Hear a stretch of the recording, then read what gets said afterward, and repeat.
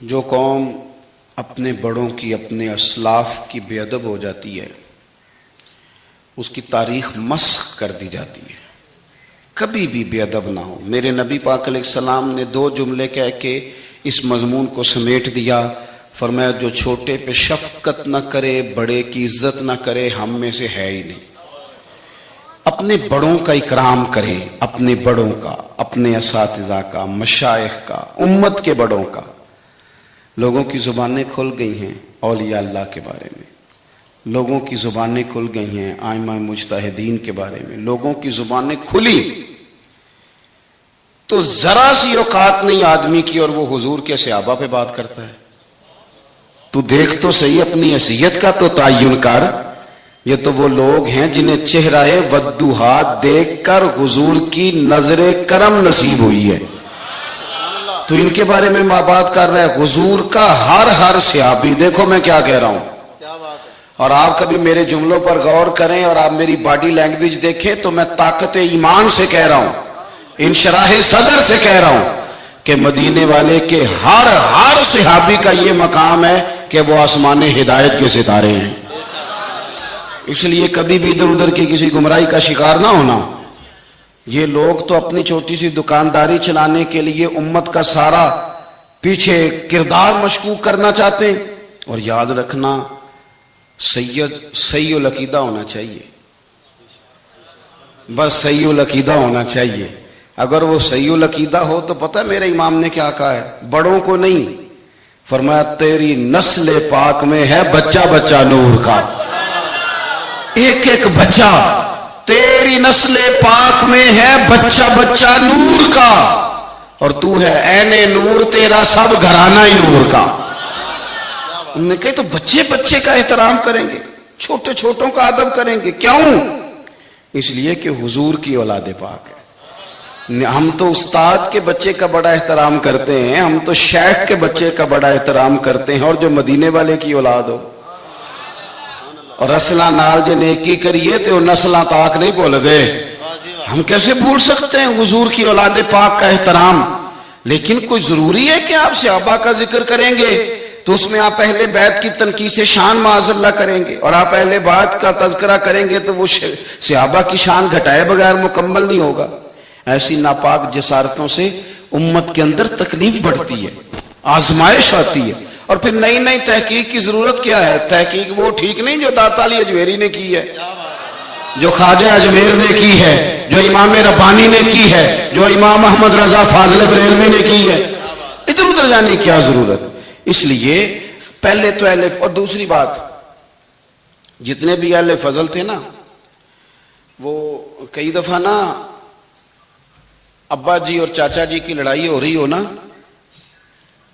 ابا اور چاچا کی، تو بیٹا چھلانگ لگا کے بیچ میں لڑائی میں اپنے ابا کی حمایت میں آ بھی جائے نا، چاچے کی مخالفت کرے، ابے کی حمایت میں بات کرے، تو والد صاحب فٹک پتہ کیا کہتے ہیں؟ کہتے پتر تو چپ کرے، ساڈا پراواں دا مسئلہ ہے، تو اپنے قد کاٹھ میں رہ، تو اپنی حیثیت میں رہ، تو چھوٹا ہے، تیرے والا مسئلہ۔ تو آپ بڑوں کی باتوں میں بولتے ہیں، بڑوں کی باتوں میں بولنے والے لوگ سیانے نہیں ہوتے، وہ تو بچپنے کا اظہار کرتے ہیں کبھی بھی۔ اور پھر ہم نے ان سے تربیت لینی تھی کہ ہم نے ان پر بحث کرنی تھی؟ کبھی آپ نے دیکھا ہے کہ ٹیچر آئے پڑھانے کے لیے کالج میں تو بچے اسے کہیں اپنی ڈگری دکھاؤ، تو وہ کہتا تو دفع ہو نا کلاس سے، ڈگریاں بڑے دیکھا کرتے ہیں، چھوٹے نہیں دیکھا کرتے، ڈگری پرنسپل صاحب کو دکھاؤں گا، تیری حیثیت ہے تو میری ڈگری دیکھے، تو اپنی اوقات میں رہے۔ اس لیے پہلے تو، اور پھر قرآن مجید کی جو آیت میں نے تلاوت کی نا، اسی مضمون کو اللہ نے وہاں بیان کیا، فرمایا والسابقون السابقون، وہ جو پہلے پہلے حضور کے پاس آ گئے، فرمایا وہ سبقت لینے والے سبقت لے ہی گئے۔ تو مالک اگر وہ پہلے آئے تھے تو پھر انہیں کچھ ملا بھی؟ اگر ان لوگوں نے پہل کی تھی، وہ سابقون الاولون تھے، تو ملا کیا؟ فرمایا والسابقون السابقون، سبقت لینے والے سبقت لے گئے، اولئک المقربون، یہی تو رب کی بارگاہ کے مقرب لوگ ہیں۔ یہ پہلے آئے ہی اس لیے تھے کہ انہیں قربت دی جانی تھی، یہ مقربین ہیں۔ کبھی حضرت علامہ اسماعیل حقی نے لکھا ہے بڑی سونی بات، بڑی خوبصورت بات. آپ جب کسی کو عزت دے رہے ہوتے ہیں تو اس کا مطلب یہ ہوتا ہے کہ آپ کے پاس عزت ہے. کیا بات ہے. اور جب آپ کسی کو عزت نہیں دیتے تو اس کا مطلب یہ ہوتا ہے کہ آپ کے اپنے پاس کوئی نہیں. کیونکہ مجھ سے کسی نے کہا 2-4 ہزار دو تو میرے پاس ہوگا تو میں دوں گا نا، اور اگر میں نہیں، میرے پاس ہے نہیں تو دینا کہاں سے ہے.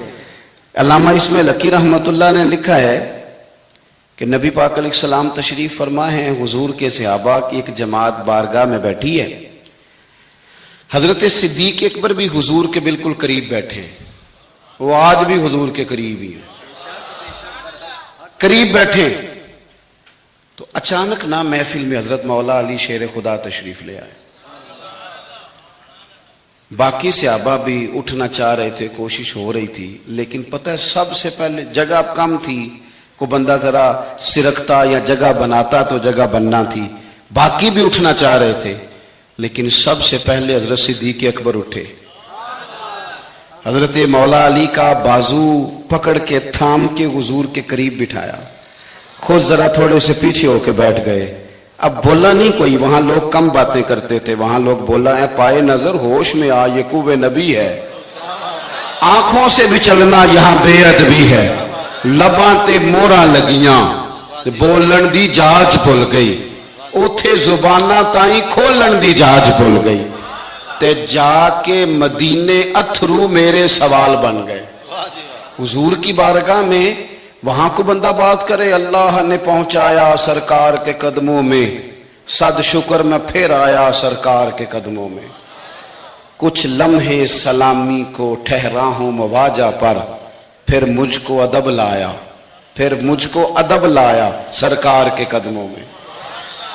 تو حضرت کسی نے گفتگو نہیں کی، حضرت صدیق اکبر نے بازو تھاما اور لا کر کے نا حضرت مولا علی کو حضور کے قریب بٹھایا اور خود سائیڈ پہ جا کے بیٹھ گئے. کوئی بولا نہیں، بات نہیں کی. تب ہم تو باتیں زیادہ کرتے ہیں نا. جا کے سائیڈ پہ بیٹھ گئے اور کسی نے کیا تبصرہ کرنا تھا، نہ کسی کی جرت تھی، نہ کوئی کرنا چاہتا تھا، نہ کر سکتا تھا. تھوڑی دیر خاموشی رہی، پھر میرے کریم بولے اور حضور بول کے فرمانے لگے، دیکھا تم نے ابو بکر نے کیا کیا ہے. اور پھر حضور فرمانے لگے، عزت والا ہی کسی کی عزت کو پہچان سکتا ہے، فضل والے ہی اہل فضل کو پہچانا کرتے ہیں. میں ذمہ داری سے کہتا ہوں کہ مولا علی کی شان کو اگر سمجھ سکتے ہیں تو ابو بکر صدیق سمجھ سکتے ہیں، اور حضرت صدیق اکبر کا مقام اگر کوئی جان سکتا ہے تو مولا علی ہی جان سکتے ہیں. سادات کرام سروں کا تاج ہوتے ہیں. بعض سادات کی بات بڑی یاد رہ جاتی ہے. میں نے ڈائریکٹ تو نہیں سنا، میں نے اپنے بزرگوں سے سنا. خطیب الاسلام حضرت پیر سید فیض الحسن شاہ صاحب اہل و معار شریف والے، حضرت شاہ صاحب نے زیارت کی ہوگی تو ہم نے جی بار بار کی فرما رہے ہیں. تو شاہ صاحب سید تھے، بہت بڑا خاندان تھا. ان کے دادا کو چراغ ہند کہا جاتا تھا. حضرت پیر چندن شاہ بڑے لوگوں میں سے، اکابرین میں سے. سلسلہ نقشبندیہ سے ان کا سلسلہ طریقت تھا، چورا شریف سے. تو بڑی باتیں سمجھا کے اس موضوع پر بڑی باتیں کر کے ایک بزرگ فرمانے لگے، ایک تقریر میں انہوں نے بات کی تو میں کئی راتیں روتا رہا کہ یار اس طرح بھی ہوتا ہے. کہتے ہیں وہ تقریر کرتے کرتے کرتے کرتے کرتے کرتے بولے اور ان کا انداز تھا، لہجہ تھا، روب تھا، دبدبا تھا، تنتنا تھا. اپنی بات کو سمیٹتے ہوئے کہنے لگے، چلو میں نے دلائل تمہیں دے دیے، عقلی نقلی باتیں تم تک پہنچا دی، اب میری ذاتی بات بھی سنو. کہنے لگے، میں سید ہوں، پتر ہوں مولا علی کا، پر میں مرید ہوں ابو بکر صدیق کا. میں سیدنا ابو بکر صدیق کا مرید ہوں. وہ جس بزرگ نے مجھے بات بتائی ان کا سالوں سے تدریس سے رشتہ ہے. کہنے لگے ایک سید کے لہجے کا وہ حسن اور گفتگو کا وہ انداز. کہتے میں کئی راتیں روتا رہا. میں نے بڑی چیزیں پڑھی تھی اس عنوان پر، رحماء بینہم کے تحت بڑا کچھ پڑھا تھا، پر یہ انداز، یہ رنگ، یہ سچے لوگوں کا طریقہ تھا، دیانتدار لوگوں کا طریقہ تھا. انہوں نے اپنے ذوق کے ذریعے سے ہمیشہ قوم پر مثبت اثرات چھوڑے. اللہ ہمیں سمجھ عطا فرمائے. تو ایک تو کبھی بھی اہل فضل کی عزت میں کبھی بھی کمی نہ. آج ہم ذکر کر رہے ہیں نا امام حسین کا، امام حسین رضی اللہ تعالیٰ عنہ میرے جیسے بندے کی تو زبان نہیں اس قابل نہیں کہ ان کا نام لے سکے. کہاں سیدنا امام حسن اور کہاں سیدنا امام حسین اور کہاں ہم لوگ. ہماری حیثیت ہے. ہم تو یہ تو وہ لوگ ہیں جن کا نام ذریعہ نجات ہے, جن کا تذکرہ ذریعہ نجات ہے. ان لوگوں کے ساتھ جب سے یہ بحث معاشرے میں بڑھی ہے نا, جب سے لوگوں نے شکوک بڑھا دی, آپ یقین کریں صحابہ اور اہل بیت کے ساتھ جو وارفتگی تھی نا لوگوں کی, وہ جو ذوق تھا, کسی کا بھی نام آتا تھا تو لوگ مچل جاتے تھے. اب تو کسی ایک کا ذکر شروع کرتے ہیں تو کانوں میں خارش شروع ہو جاتی ہے, لوگوں کو پریشانی ہونے لگتی ہے, پھر یہ فلانے کا تذکرہ ہونے لگا. بھئی آپ کیوں پریشان ہو رہے ہیں؟ یہ سارے اسی دریائے محبت کی نہریں ہیں جس کو مدینے والے محبوب نے اپنے دستے مبارک سے چلایا ہے. آپ کیوں یہ کام کرتے ہیں؟ کیوں انتشار کا سبب بنتے ہیں؟ نہ کریں جی, آپ کی مہربانی. اللہ آپ کو سلام. سب کو ایک جیسی گرمی لگ رہی ہے, ویسے تقریر کرنے والے کو تھوڑی سی زیادہ لگتی ہے باقی ہاں, لیکن یہ کہ میں چونکہ بہت سارے لوگ بیٹھے ہیں تو یہ مناسب نہیں لگتا مجھے بات کرنے دیں. اللہ آپ کو اس کا اجر دے اچھے ارادے اور اچھی نیت پر. آپ غور کریں جی میری بات پر. حضرت امام حسین رضی اللہ تعالیٰ یہ حضور کی اولاد پاک ہیں. پیروں کو نا تھوڑی مٹی لگ گئی, عمر جوانی کی تھی, داڑھی مبارک ساری سیاہ تھی, کالی تھی. حضرت ابو ہریرہ ان سے سالوں بڑے تھے, امیر المومنین فی الحدیث. حضرت ابو ہریرہ نے دیکھا کہ امام حسین کے مقدس قدموں کو مٹی لگ گئی. کسی سے بھی کہا جا سکتا تھا ذرا امام صاحب کی توجہ کرانا, یہ ذرا مٹی اتار دینا, لیکن حضرت ابو ہریرہ جھٹ سے اٹھے, اپنی پگڑی کھولی, اس کا پلو لیا اور حضرت امام حسین کے پیروں سے مٹی صاف کرنی شروع کر دی. کیوں کہ اہل فضل ہی کسی کی فضیلت کو جان سکتا, عزت والا ہی کسی کو عزت دیتا ہے. جس کے پاس وقار ہو, او میرے سنگیوں, لوگوں کی باتوں میں نہ آنا, یہ تمہیں الجھا دیں گے, یہ تمہیں تفریق میں ڈال دیں گے, یہ انتشار برپا کریں گے. یہ وہ حسین جماعت ہے جو حضور کے سامنے بیٹھا کرتی تھی. ان سے پیار کرنا, ان سے محبت کرنا. آپ کبھی ترمذی کی ایک حدیث پڑھیں تو مر جانے کو جی کرتا ہے. حضور نے فرمایا تھا میرے صحابہ کے بارے میں اللہ سے ڈرنا, میرے بعد انہیں اپنی زبانوں کا نشانہ نہ بنانا. کاش کوئی ان جملوں کا درد سمجھ سکے. فرمایا رب سے ڈرنا, اور کریم فرمانے لگے جس نے ان سے محبت کی میری محبت کی وجہ سے محبت کی, اور جس نے ان سے عداوت رکھی میری وجہ سے رکھی.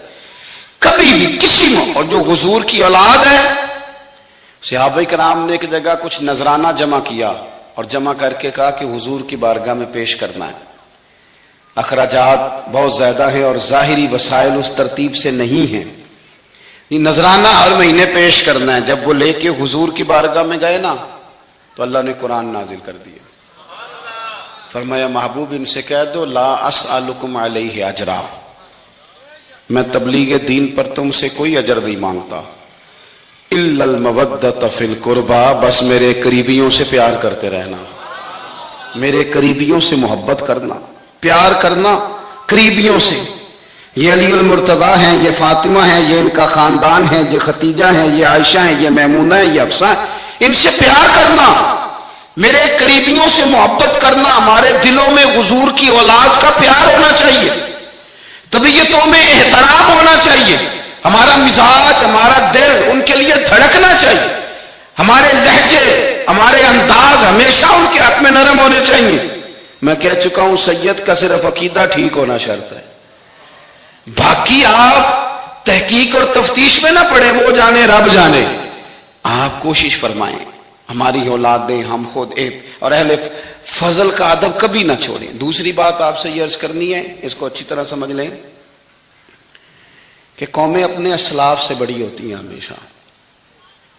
بڑا ہم ہوتا ہی وہ ہے جس کا کوئی بڑا ہوتا ہے, جس کا کوئی بڑا نہیں ہوتا وہ کبھی بھی بڑا. یہ کچھ عرصے سے ٹرینڈ چلا ہے, اگرچہ یہ درست نہیں ہے. آپ کسی سنار کی دکان پہ جائیں تو اس نے اپنے پیچھے نا اپنے والد صاحب کی اور دادا کی فوٹو لگائی ہوتی ہے. حکیم کی دکان پہ چلے جائیں, کپڑے والی دکان پہ چلے جائیں تو اس نے پیچھے اپنے دادا کی والد کی فوٹو لگائی ہوتی ہے. اگرچہ یہ درست نہیں, تصویریں نہیں لگانی چاہیے, تصویریں ان کے کیا پیروں کی بھی نہیں لگانی چاہیے. جہاں تصویر ہوتی ہے وہاں نماز کیسے پڑھی جائے گی؟ فرشتہ رحمت کا نہیں آئے گا. یہ تو اب ایک ضرورت بن گئی. تو اب ضرورت کیا؟ اب تو خیر نفسیاتی مسئلہ بن گیا ہمارا. یہ نفسیاتی مسئلہ ہے. یعنی سلام بعد میں فوٹو پہلے. یعنی سیانے سیانے لوگ. اور یہ ہمیں ایسے کھیل تماشے میں لگایا گیا ہے کہ میں ڈھیر سارے لوگوں پر غور کرتا ہوں، پھر ان کے لیے دعا کرتا ہوں کہ یا اللہ ان کی مدد فرما.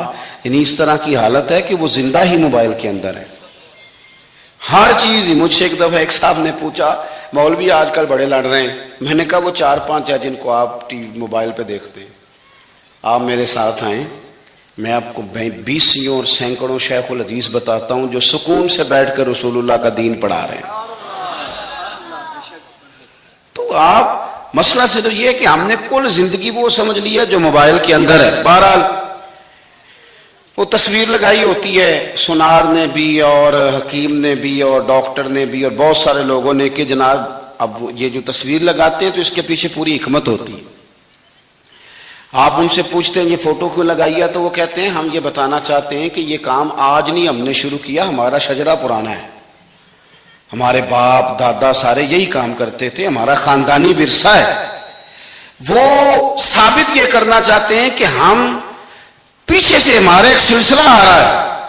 ساری دنیا اپنے اکابرین کو، اسلاف کو، بڑوں کو ان کے زور پر بڑا ہونا چاہتی ہے. یہاں کچھ لوگ ایسے آئے ہیں جن کے نزدیک معاذ اللہ صحابہ ہی ٹھیک نہیں تھے، اہل بیت ہی ٹھیک نہیں تھے. آپ اپنی سند کیسے مضبوط کریں گے؟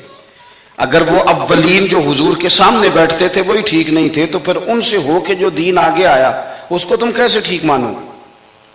ساری چیزوں کو مشکوک کرنا چاہتے ہیں. ہمارے بزرگوں نے، امام بخاری نے، امام مسلم نے محنت کر کے حدیثیں تلاش کی، اصول بیان کیے کہ یہ حدیث صحیح ہے، متواتر ہے، حسن ہے، ضعیف ہے، کیا ہے. اس کے اصول اور قاعدے بیان کیے. اور جب انہوں نے خود پوری تحقیق کی، آپ تھوڑی سی آپ مشکل بات نہیں کر رہا، تھوڑی سی آپ غور کریں گے، انہوں نے سینکڑوں میل کا سفر کیا، گھوڑوں پہ، پیدل، اونٹوں پہ، ریسرچ کر کے بتایا کہ یہ حدیث بالکل درست ہے، اپنی سند کے اعتبار سے، متن کے اعتبار سے یہ متواتر درجے کی ہے. انہوں نے پوری ریسرچ کی. پھر غور کریں کیا کہہ رہا ہوں. جب پوری تحقیق کر لی تھی تو پھر انہیں کہنا چاہیے تھا نا یہ نبی پاک نے فرمایا ہے. کہنا چاہیے تھا نا کہ یہ حضور نے فرمایا، ہماری تحقیق ہے، حدیث درست ہے. لیکن کسی نے بھی ڈائریکٹ نہیں کہا. انہوں نے جب بھی کہا کہنے لگے حضرت عبداللہ ابن عمر فرماتے ہیں کہ حضور نے یوں فرمایا. حضرت انس بن مالک فرماتے ہیں کہ حضور نے یوں فرمایا. حضرت جناب سیدہ عائشہ صدیقہ فرماتی ہیں یوں حضور نے فرمایا. حضرت ابو ہریرہ فرماتے ہیں یوں حضور نے فرمایا. انہوں نے نا پہلے اس صحابی کا نام لیا جنہوں نے وہ بات اپنے سینے میں محفوظ کی. کیا بتایا انہوں نے ہمیں کہ ہم دنیا گھوم آئے ہیں، ریسرچ کر آئے ہیں، تلاش و بسیار کے بعد اس نتیجے پہ پہنچے ہیں کہ دین کا اصل فیض وہی ہے جو صحابہ اور اہل بیت کے سینوں سے ہو کے امت کو نصیب ہوا ہے. اصل فیضان وہ ہے جو وہاں سے ہو کے آیا. تو ایک بات تو یہ کہ اہل فضل کی عظمت، اور دوسری بات کہ اپنے اکابرین کے ساتھ جوڑ کے رہنا، اور تیسری بات حضرت سیدنا امام حسین، حضرت امام حسن رضی اللہ تعالی عنہما، ان دو شہزادوں سے نا نبی پاک صلی اللہ علیہ وسلم نے جو محبت فرمائی ہے نا وہ بھی بڑی قابل دید ہے. حضور نے جو ان سے پیار کیا ہے. کچھ لوگ ایسے ہوتے ہیں کہ جن سے انسان جب پیار کرتا ہے، محبت کرتا ہے تو وہ بات نا دور دور نکل جاتی ہے، بات پھیل جاتی ہے. ان کے ساتھ نا میرے نبی پاک کا خصوصی لگاؤ ہے. اس کا مطلب یہ نہیں کہ ہر نانا ہی اپنے نواسے سے پیار کرتا ہے، یہ معنی نہیں. رسول پاک علیہ السلام جو کام بھی کرتے ہیں اللہ کی وحی کے ساتھ کرتے ہیں. حضور کا ہر کام وحی خدا ہے. اپنی مرضی سے حضور کوئی کام نہیں کرتے. تو نبی پاک نے جو بھی کیا ہے وہ امت کے لیے نمونہ ہے. حسنین کریمین سے جو حضور کا پیار ہے، جو نبی پاک علیہ السلام کی ان کے ساتھ والہانہ محبت ہے. اعلیٰ حضرت بریلوی نے حدیث لکھی ہے، راوی حضرت عثمان غنی ہے رضی اللہ تعالیٰ عنہ. حضور سید عالم صلی اللہ تعالیٰ علیہ وآلہ وسلم نے نا گھر میں پیغام بھیجا فرمایا فاطمہ سے کہو ذرا حسن حسین کو تو بھیجے. یہ سارا دن ہی حضور کے پاس رہتے ہیں، سارا دن ہی، لیکن وہ جو والہانہ پن ہے، جو محبت ہے، جو ان کے ساتھ محبوب کا خاص لگاؤ ہے. سیدہ سے کہو ذرا شہزادوں کو بھیجے، تھوڑی سی دیر ہو گئی آنے میں. اعلیٰ حضرت فرماتے ہیں یوں لگتا جیسے سیدہ فاطمہ کپڑے نہیں ماں بدلنے لگتی بچوں کے، خوشبو نہیں لگانے لگتی، تھوڑی تیاری میں دیر ہو گئی تو محبوب نے نظریں جمائی ہیں اس حجرے کی طرف جہاں سے امام حسن اور حسین نے آنا ہے. رحمت کے عجب ہی جمیلے ہیں، حسنین یہاں پر کھیلے ہیں. تو دونوں شہزادوں جب دروازہ کھلا تو حضرت عثمان غنی کہتے ہیں بچے جب نکلے نا دونوں تو یہ کوئی 10 15 50 100 میل دور سے تھوڑی آ رہے ہیں، تو یہیں رہتے ہیں. محبوب کے قرب خاص میں انہیں سایہ کرم ہر وقت نصیب ہے. لیکن نبی کریم علیہ السلام کا جو والہانہ پن ہے، جو ان کے ساتھ حضور کا رشتہ محبت ہے، جیسے ہی دونوں شہزادے آئے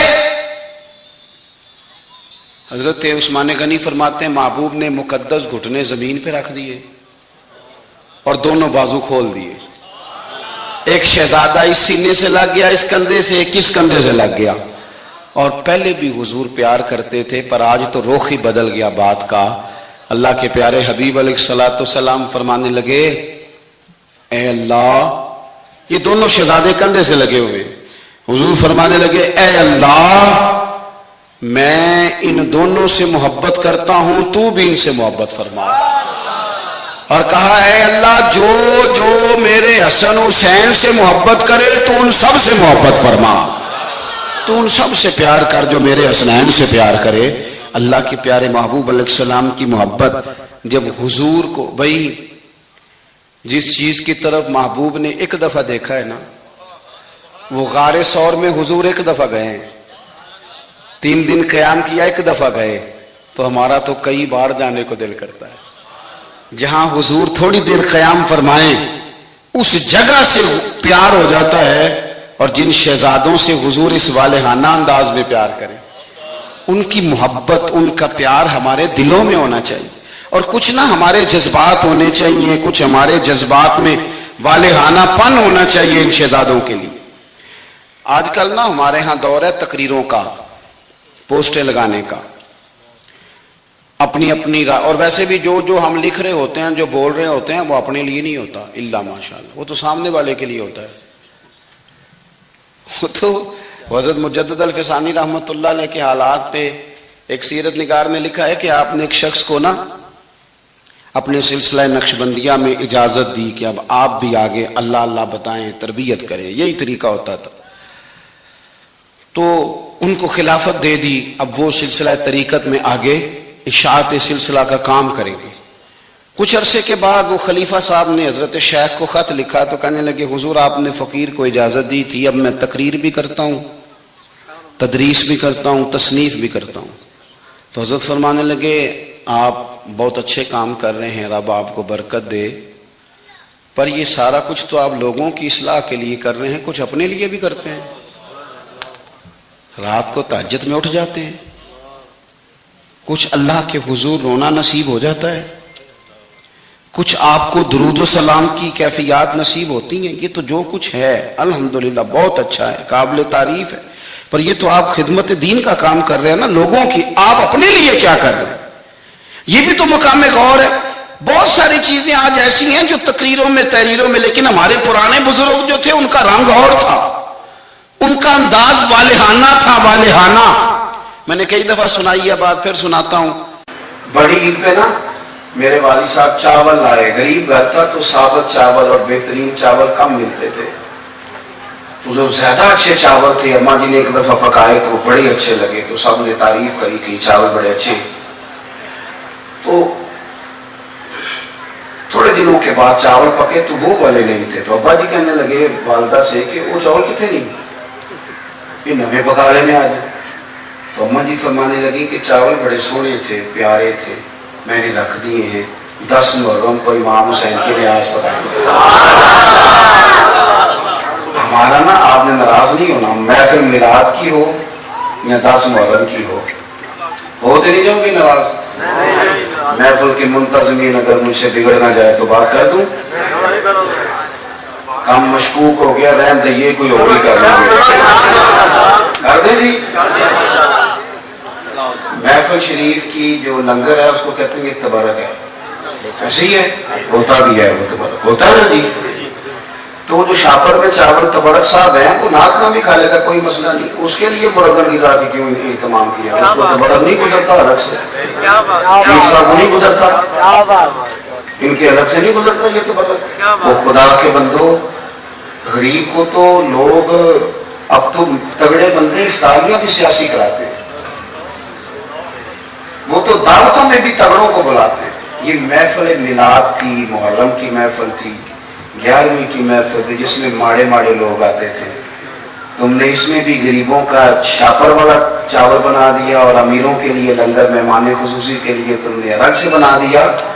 کاش میلاد کی محفل میں تم زیادہ بوٹیوں والے چاول پکاتے، سب کے لیے ایک جیسے، اور غریب کو پرات بھر کے دی جاتی۔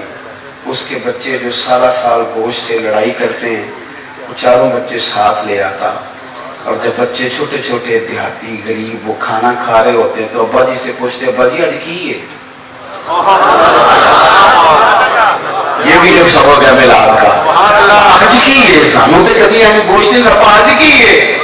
ابا جی تھپکی دے کے پیار کر کے ہو سکتا ہے ہمارا وہی پڑھتا، رو کے کہنا پتر آج راج راج کھاؤ بوٹیاں، آج رسول پاک کا میلاد۔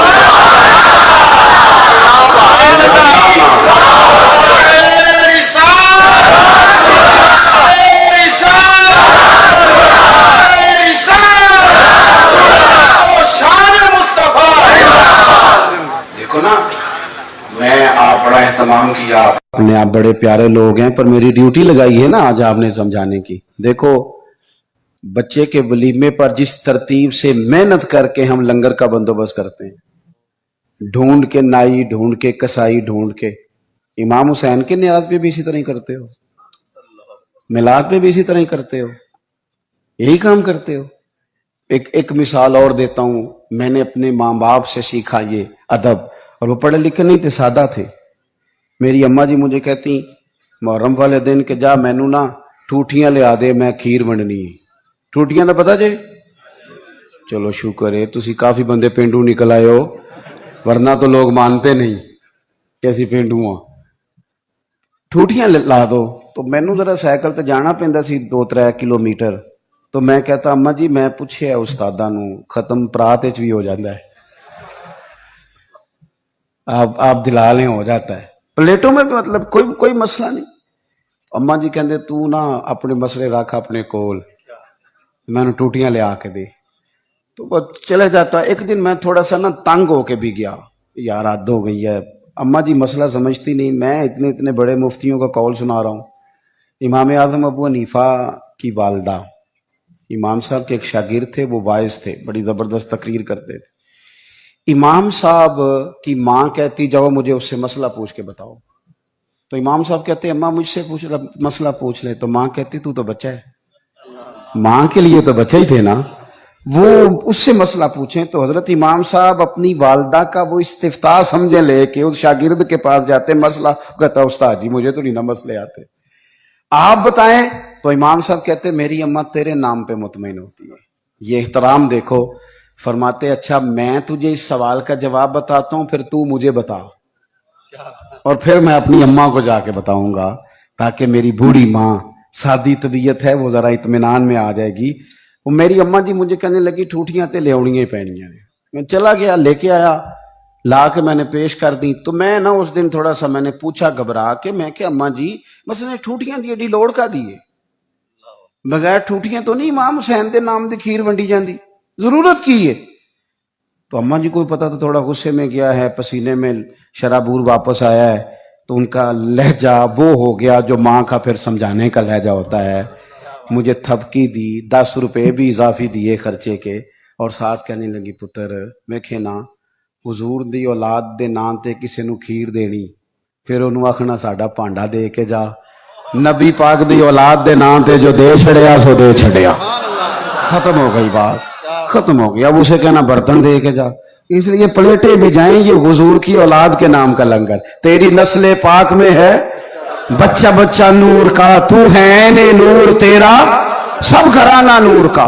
تو ایک تو ان سے والہانہ پن. پانچویں اور آخری بات، اپنے بزرگوں کے صرف دن نہیں منانے. دین صرف منانے نہیں آیا دنیا میں، دین تو اپنانے کے لیے آیا ہے. ہم نے نیرے دن نہیں منانے، نیرا اپنا سند ہی مضبوط نہیں کرنی، احترام بھی کرنا ہے حد درجے. لیکن جو ان کی سوچ ہے، جو ان کی فکر ہے، جو ان کا مزاج ہے. دو باتیں حضرت عمر فاروق رضی اللہ تعالیٰ عنہ میں اور امام حسین میں ایک جیسی ہیں، کامن ہے.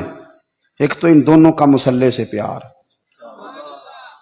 100 رکعت نماز نفل پڑھتے تھے حضرت سیدنا امام حسن اور حسین فرضوں کے علاوہ. جو 5 بھی پوری نہیں پڑھتا وہ کہتا ہے مجھ سے بڑا امام حسین کا محب بھی کوئی نہیں.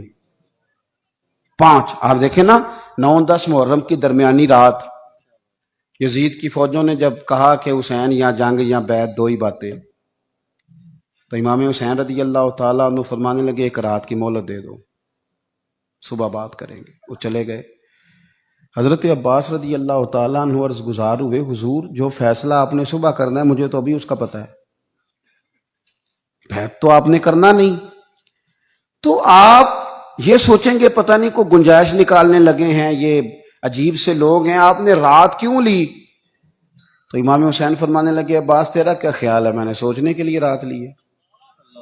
حضور کس لیے؟ تو فرمانے لگے تجھے پتہ ہے نا مجھے مصلی سے بڑا پیار ہے، تجھے پتہ ہے نا مجھے اللہ کی بارگاہ میں سجدہ کرنا کتنا سکون دیتا ہے. صبح میدان لگے گا، امید شہادت کی ہے، میرا دل کرتا ہے کہ رات رہ گئی ہے رج رج کے اپنے رب کو سجدہ نہ کر لوں. امام علی مقام کے ماننے والوں کا سجدے سے پیار کیوں نہیں؟ عبادت ہم یقین کریں 1.5 گھنٹے کی باتیں، نیری گپ شپ، کوئی لینا دینا نہیں.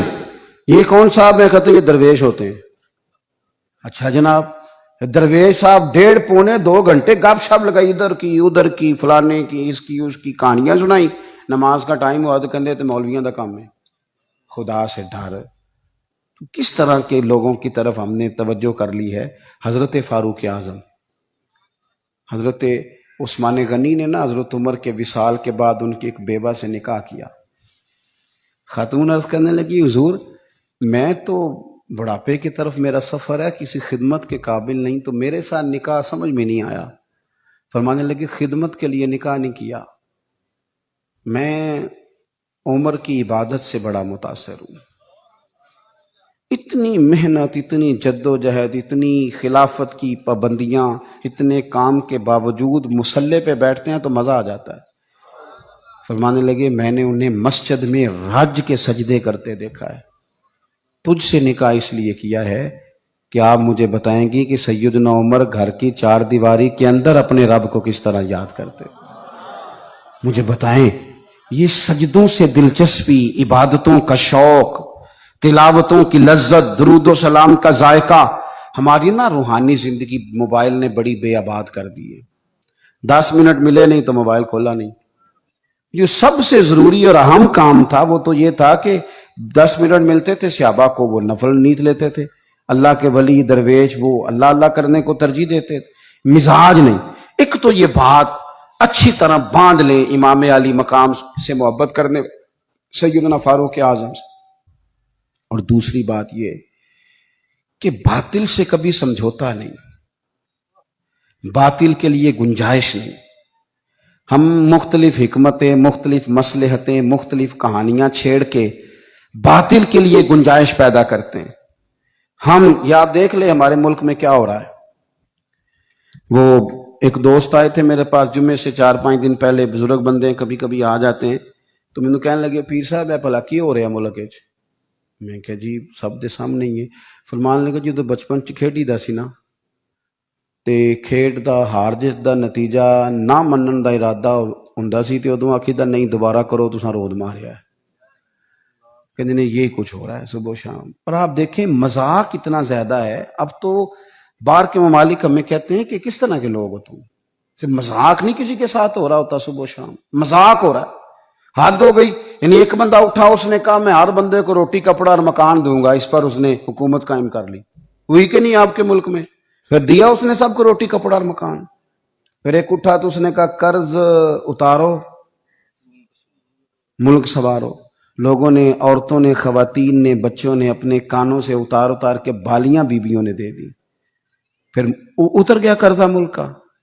پھر ایک تیسرے صاحب آ گئے، کہا میں کرپشن ختم کر دوں گا. پھر کرپشن زیادہ لوگوں کو ٹکٹیں دے دی، ان کو منسٹر بنا دیا. بیچاری قوم تو تمہارے جھوٹے سچے نعروں کے پیچھے لگ جاتی ہے، لیکن رب کریم کی بارگاہ کو کیا جواب دو. میرے پاس آپ یقین کریں لوگ آتے ہیں ہمارے پاس نا، خانقاہوں، آستانوں، مساجد میں لوگ نیک آدمی سمجھ کے آ جاتے ہیں دعا کرانے. وہ پھر اپنا دکھ بھی سنا کے جاتے ہیں. لوگوں کی تکلیفیں سنی نہیں جاتی. یہ جتنے سیاسی تبصرے ہیں یہ اسی والے کمروں کے ہیں. امیر پیروں کا، وزیروں کا، تگڑے لوگوں کا عوام سے گیپ زیادہ ہو گیا ہے. عام آدمی کی دکھ نہیں سمجھ پا رہے ہم لوگ غربت کی سطح سے نیچے زندگی گزار رہے ہیں. یار حد ہو گئی نا کہ ہم اس ملک میں رہتے ہیں جس میں ڈھیروں لوگ ایسے ہیں جنہیں صاف پانی نہیں ملتا، پینے کا صاف پانی، کچھ نہیں صاف پانی مل جائے. میں اور آپ اس ملک میں رہتے ہیں. اچھا ایک طرف حال یہ ہے کہ نئے ماڈل کا موبائل آئے تو ملتا نہیں مارکیٹ میں، پرانا مل جاتا ہے. یہ امیروں کی چاہتے. گاڑی 3، 4، 5 لاکھ روپیہ زیادہ دے کے بک کرا لیں گے، چاہیے مجھے ذرا 2 مہینے پہلے. دوسری طرف حال یہ ہے، میں کبھی کبھی وقت نکال کے سرکاری اسپتالوں میں جاتا ہوں. کچھ مریض ایسے ہوتے ہیں جنہیں تسلی بھی دے دی جائے تو ان کا فائدہ ہو جاتا ہے. آپ کبھی حال دیکھیں جا کے، لوگوں کو ویل چیئر پہ بٹھا کے ڈرپ لگا دیا ڈاکٹر نے. ڈاکٹر کیا کرے، بیڈ ہی کوئی نہیں. اس طرح بھی کبھی ہوتا ہے. کوئی والی وارث نہیں قوم کا. یعنی جن لوگوں کو بیمار ہوں تو لیٹنے کو جگہ نہ ملے، اس قوم کے لوگ جھنڈے لگائیں اور وزیروں کے نعرے لگائیں اور جناب وہ اور جتنا پیسہ تم الیکشن پہ لگاتے ہو نا، اس کے کتنے کتنے بڑے اسپتال بن جاتے. لیکن مزاج نہیں، طبیعت نہیں. حضرت امام حسن میں، سیدنا عمر فاروق میں یہ بات کامن تھی کہ باطل کے ساتھ کبھی صلح. یہ ہم نے غلط لوگوں کو سپورٹ کر کر کے باطل کو عروج دیا ہے، کبھی صلح نہیں. انہوں نے کہا جو باطل ہوتا ہے وہ بہرحال باطل ہوتا ہے. یزید اگر باطل ہے، بڑی حکمتیں تھیں امام حسین کے سامنے، بڑا کچھ ہو سکتا تھا. چلو باہر نکلتے ہیں، ذرا لوگ کٹے. ہمیں بھی لوگ کہتے ہیں آپ سیاسی بات نہ کیا کریں، وہ بعض لوگ مختلف جماعتوں کے آئے بیٹھے ہوتے ہیں تو فلان ہو جاتا ہے. تو میں نے کہا کیا ہو جائے گا، کیا بات کرتے ہیں آپ، کیا حیثیت ہے ہماری. نہیں کوئی ہم سے دلچسپی لیتا تو نہ لے. ہماری جو ڈیوٹی ہے وہ اذان بھی پوری نہ پڑے، وہ بھی دیکھ کر پڑے کہ فلانا بندہ ناراض نہ ہو جائے. جس کی طبیعت میں جو آتا ہے وہ کرے. سانو تخت زارے دی لوڑ کیے نالے کی لگے شہر بمول دے نال، اسی تے اپنی بال کے سیکنے اور سانو کی لگے کسی اور دے نال. کرو مدح اہل دول رضا، اور پڑے نہ اس بلا میں میری بلا. میں تو گدا ہوں اپنے کریم کا، میرا دین کوئی پارا نہ نہیں. یہ کیا بات ہوئی کہ آپ سچی بات ہی نہ کریں. آپ غور کریں میں کیا عرض کر رہا ہوں. غریب لٹتے نہیں اور آپ کہیں کہ جناب وہ فلانا بندہ کہے گا میں سیاسی جماعت کا تھا، آپ نے بات کر دی. ہو جو جس جماعت کا ہوتا ہے، لیکن حق بہرحال حق ہی ہوتا ہے. یہی بات امام حسین کے سامنے آئی. بچوں عورتیں ساتھ ہوں تو لوگ تو ویسے ہی کہہ دیتے ہیں میرے ساتھ زنانہ ساتھ ہے، ورنہ میں تجھے بتا دیتا. لیکن امام حسین نے نہ عورتوں کا ساتھ دیکھا، نہ بچوں کی بھوک دیکھی، نہ تکلیف دیکھی. انہوں نے بتایا کہ جب باطل کے سامنے ڈٹنا ہے تو نتیجے کی پرواہ کیے بغیر ڈٹنا ہے. جو لوگ کام کرنے والے ہوتے ہیں وہ رزلٹ نہیں دیکھتے کیا نکلے گا. رزلٹ تو یہ نکلا کہ امام حسین شہید ہو گئے اور پھر 3-4 سال یزید حکومت بھی کر گیا، لیکن قیامت تک کے لیے اس کا نام ذلت کا باعث بن گیا. اور انسان کو بیدار تو ہو لینے دو، ہر شخص پکارے گا ہمارے ہیں حسین. اب بیدار تو ہو لے. امام حسین کا نام سند بن گیا باطل سے لڑنے کی. تو مہربانی کریں، ہو سکتا ہے آپ اکیلے ہوں پورے گھر میں، لیکن آپ ڈٹنا سیکھیں، سچ کہنا سیکھیں، بات صحیح کرنی سیکھیں. کام پہ نہیں، ڈرے نہیں. کوئی جب اللہ تعالیٰ ساتھ ہو پھر کوئی بندہ کسی کا کیا بگاڑ سکتا ہے. سچ پر کھڑے ہونا سیکھیں، سچ پر. اللہ کے بندوں کا پیار اپنے دل میں بٹھائیں. اگر یہ حکومتیں یہ سارا کچھ درست ہو جائے تو آپ یقین کریں قوم آسودگی میں آ جائے. پھر سے اپنی ساری تقریر کو دہراتا ہوں. سب سے پہلے تو بڑوں کی عزت کریں، اہل فضل کی توقیر میں کبھی کمی نہ کریں، اپنے اسلاف سے اپنے آپ کو جوڑ کے رکھیں، کبھی بھی اس سے پیچھے نہ ہٹیں. امام حسن ہوں، امام حسین ہوں، حضور کے خلفائے راشدین ہوں، عشرہ مبشرہ ہوں، ان سے شوق والا پیار کریں، چھلکے ان کا پیار. اور پھر اپنی عبادت پر خاص توجہ دیں. مصلی آباد ہو تو رب کی مدد آتی ہے، روح سکون میں رہتی ہے. اور آخری بات یہ کہ کھڑا ہونا بھی سیکھیں، ڈٹنا بھی. اللہ کی مدد ڈٹنے کے بعد آتی ہے. ان الذین قالوا ربنا اللہ ثم استقاموا، جو رب کا نام لے کے ڈٹ گئے، پہلے وہ ڈٹے، تتنزل علیہم الملائکہ، پھر اللہ نے مدد کے لیے فرشتے نازل کیے. پہلے ڈٹیں گے پھر مدد آئے گی. اللہ تعالیٰ مجھے اور آپ کو عمل کی توفیق عطا کرے. آخر دعوانا مصطفیٰ مصطفیٰ مصطفیٰ